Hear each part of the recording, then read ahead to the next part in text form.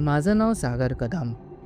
मी मुंबईच्या लोअर परेलमध्ये एका प्रायव्हेट कंपनीमध्ये अकाउंट डिपार्टमेंटचं काम करतो. गेले 7 वर्ष महिन्यातून एकदा मी मुंबईहून माझ्या कोकणातल्या गावाला जातो.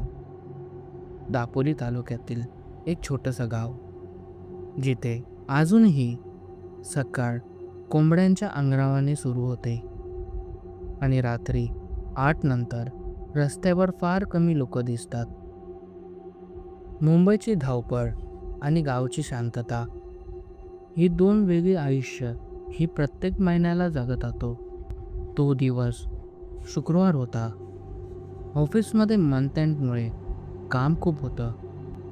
घड्याळात 10 वाजून 10 मिनिटं झाली होती. मी शेवटचा एक्सेल रिपोर्ट सेव्ह केला, लॅपटॉप बंद केला, खुर्ची मागे सरकवली आणि एक मोठा श्वास घेतला.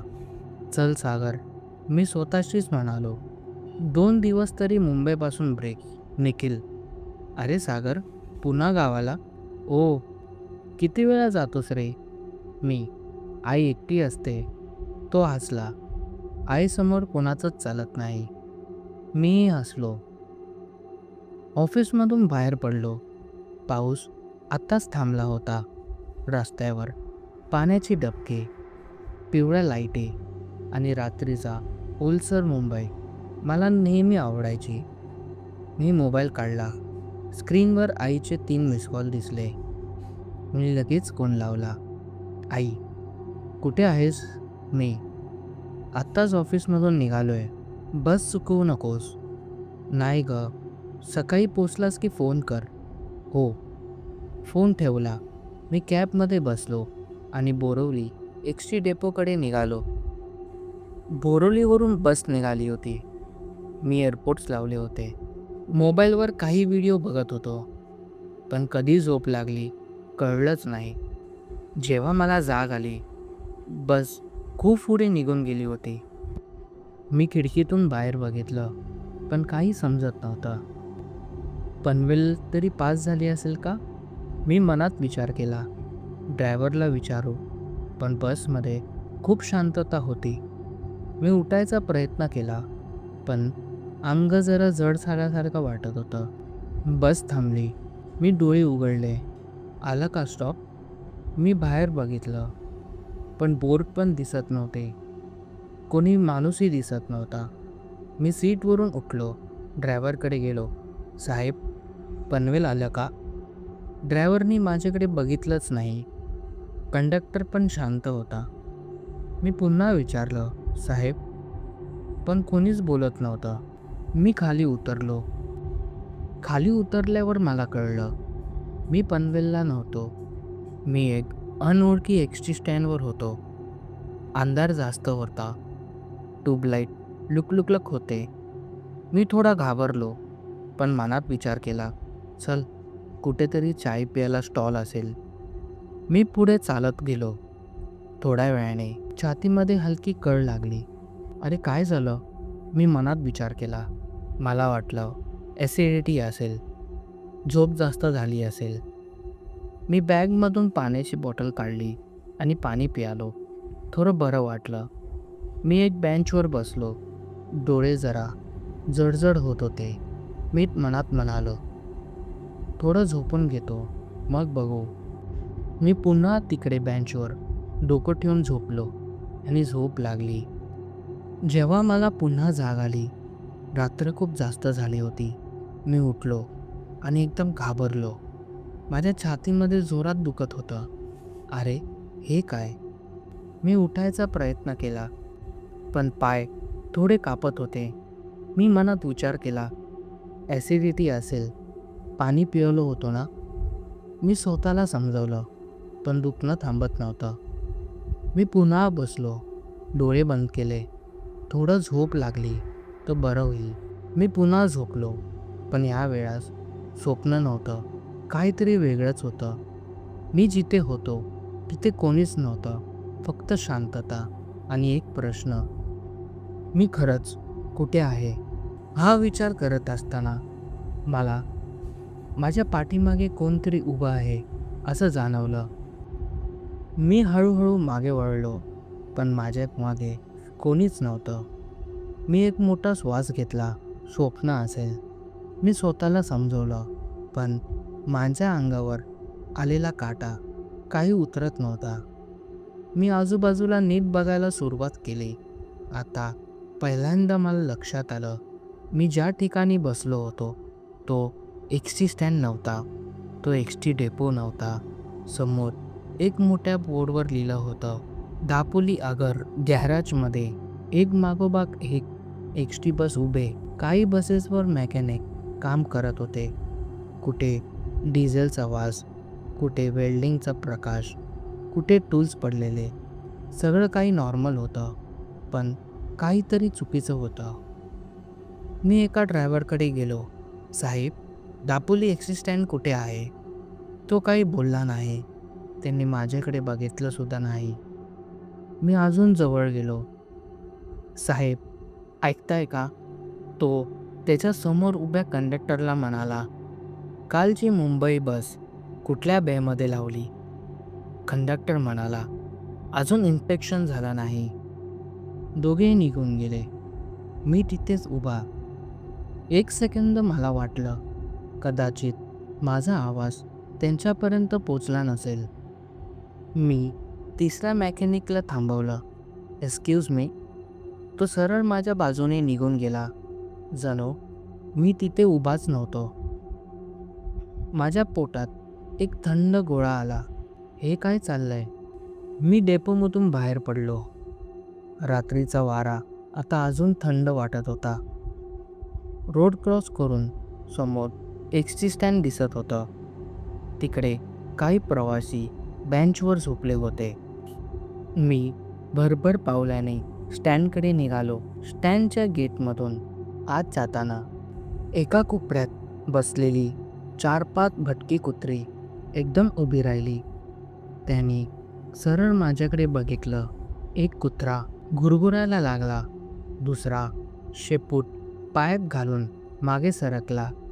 तितक्यात सगळ्यांनी एकत्र भुंकायला सुरुवात केली. त्यांच्या बुकण्यात राग नव्हता, त्यात भीती होती. जणू त्यांना माझ्यामध्ये काहीतरी दिसत होतं. मी एक पाऊल पुढे टाकला. कुत्री अजून मागे सरकली, पण नजर माझ्यावरून हटत नव्हती. मी हसलो. आज काय रे, काय होतं हे सगळं? पण त्यांचं भुकणं थांबत नव्हतं. स्टँडवर झोपलेले 2 लोक उठून कुत्र्यांकडे बघू लागले. एक माणूस दगड उचलायला गेला. कुत्री लगेच पळून गेली. पण पळता पळता सुद्धा ती माझ्याकडेच बघत होती. मी खिशातून मोबाईल काढला. स्क्रीन पूर्ण फुटली होती.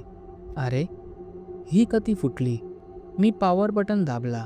स्क्रीनवर फक्त पांढरे आणि जांभळे पट्टी दिसत होते. कॉल लावायचा प्रयत्न केला. काहीच नाही. फोन बंद होता की चालू हे सुद्धा समजत नव्हतं. मी तो परत खिशात ठेवला. चल, पहिले चहा घेऊ. स्टँडमध्ये एक छोटा चायचा स्टॉल चालू होता. गरम चहाचा वास येत होता. मी काउंटरसमोर गेलो.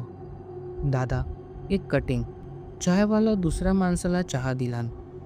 मी पुन्हा म्हणालो, दादा, एक कटिंग. तो मागे वळलाच नाही. माझ्या शेजारी एक कॉलेजचा मुलगा आला. दादा, 2 कटिंग. लगेच त्याला चहा मिळाली. मी पुन्हा हाताने इशारा केला.